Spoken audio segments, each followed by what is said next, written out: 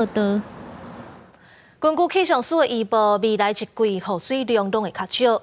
桃园、新竹、苗栗、甲台中，即卖水情灯号已经转做提醒的青灯。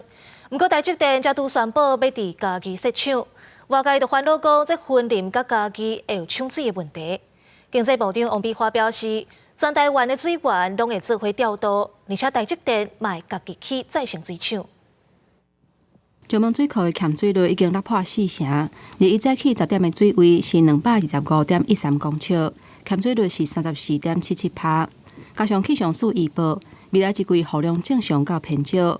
最近桃园、新竹、苗栗甲台中水情面临挑战，灯号已经调整做代表提醒的青灯。早起经济部长王美花伫立法院表示，调整水情的灯号是希望大家做伙准则用水。前一阵子因为春耕所以农业的灌溉出水有2.6亿吨所以让这个目前的水库这个水位比较下降的比较多但是春耕大概已经结束了水利署都会很日日来监看，那都会谨慎来调度。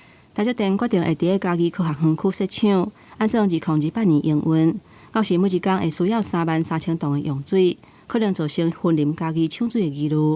王美花讲，伫西部农道有真珠串计划，南北互相调度水资源，而且台积电有再生水厂来运用，嘉义嘛有增加再生水。不过有立委质疑讲，就算使用再生水厂，安尼敢真正有够用？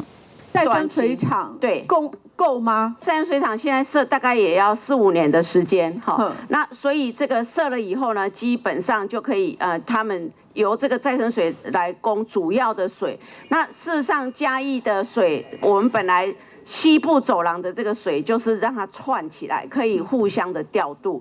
王美花表示，长期来讲，台积电用水主要是由再生水来供应，虽然短期会有调度的问题。不过嘛是优先使用嘉义县的水源，云林县乌山水库若有量上的时阵，才会调度来供应。记者综合报道。